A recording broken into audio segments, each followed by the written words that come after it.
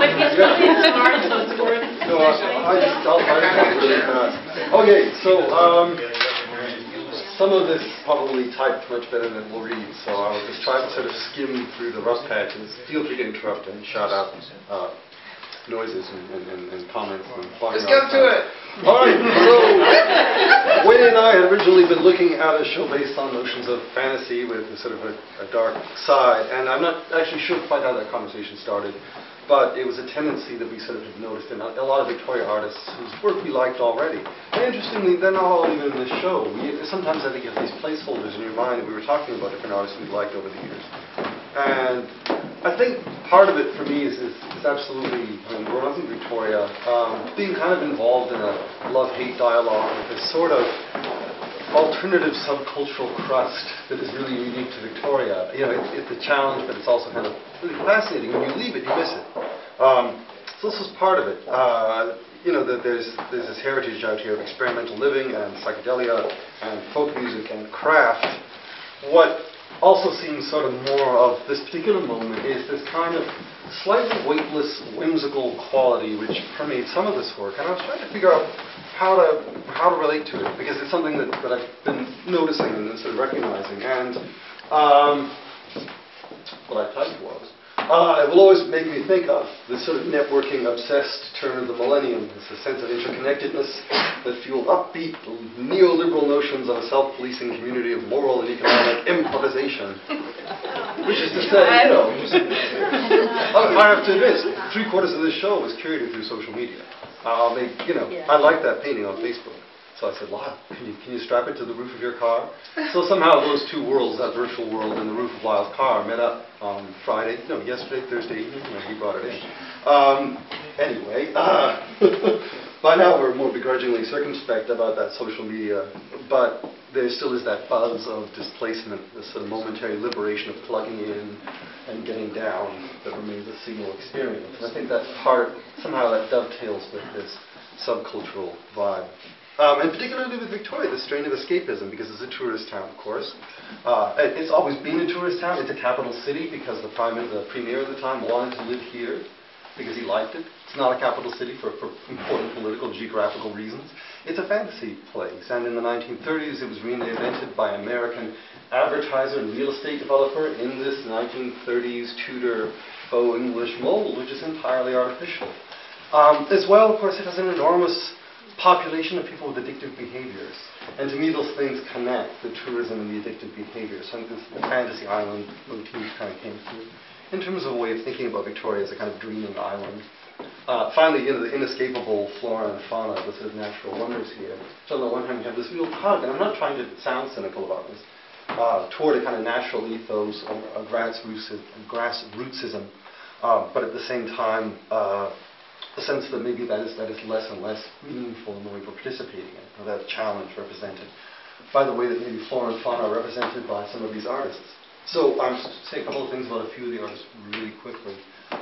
Caitlin Gallup's work over here, these really beautiful little washes. Caitlin's not here, but we'll introduce the artist. Caitlin is not here. Yeah. She is touring with her band. God bless her. And I have to say, they're really peculiar stories, and they're very related to her involvement with independent music. She does a lot of album cover design for one band of hers, the Immaculate Machine, and another Immaculate Machines, and another Slam Dunk.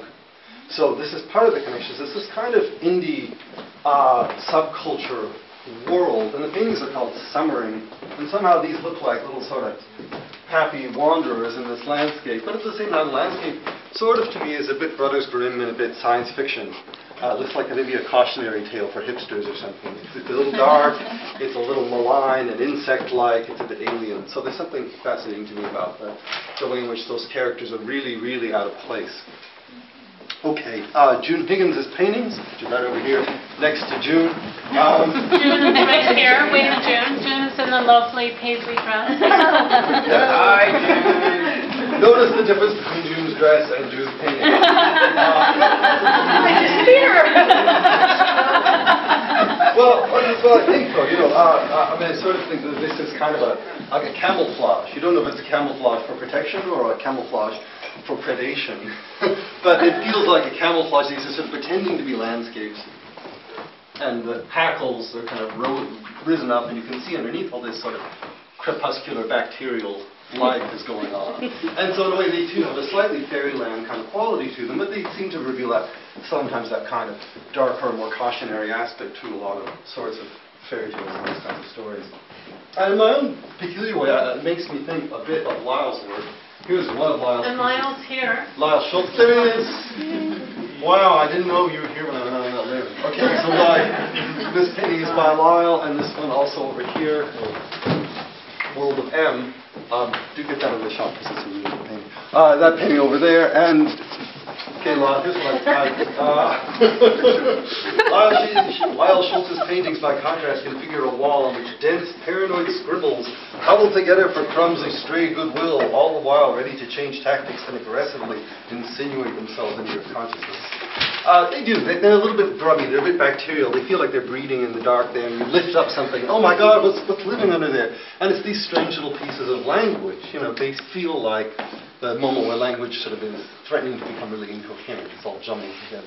And it's interesting to me because a huge part of the way I encounter Lyle, I barely know him, but it's through, again, it's mostly through social media, it's mostly through digital things. I've seen his paintings which are really physical, they're dirty looking, they're kind of rough and gray.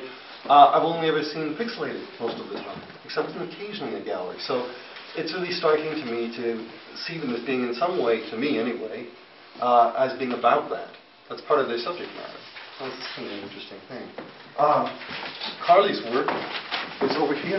This little piece of paper here. And here's Carly. And here's I'm Carly. the Vanna White of the show. Here's Carly. Well, you know, it's up there. And over here. And if you can focus so closely, you have to see the little tiny ear silhouettes. The more leaf those. And they're kind of delicate and open-ended, little monochromatic things. And it's funny, I mean, on the one hand, they make me think of sort of an adolescent scrapbook aesthetic. But there's also, there's something slightly ideal about some of the forms. This looks like some kind of process that's being undertaken, like a frog jelly forming, or something spawning, or something developing, which is kind of like that adolescent feeling that you're becoming and the rest of the world is somehow becoming around you. But it's also kind of, to me, in the geometry, and especially that other one too, which has parts that resemble a machine. There's something about this modernist feeling as well. When you think you're becoming, you think everything around you must be becoming as well. You think all culture is sort of lurching forward as you come into your own.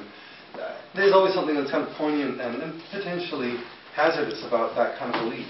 So there's something in there I think is worth commenting on. And it's an element of naivete, and I think it's also present in Caleb Speller's work here. I don't know if Caleb's here. Don't know if Caleb is here. Oh, he's coming though. He's coming, okay. And it's interesting. In this statement, which will be lying around later, there's a funny little image. And this image is a bunch of animals carrying a dead hunter through the woods.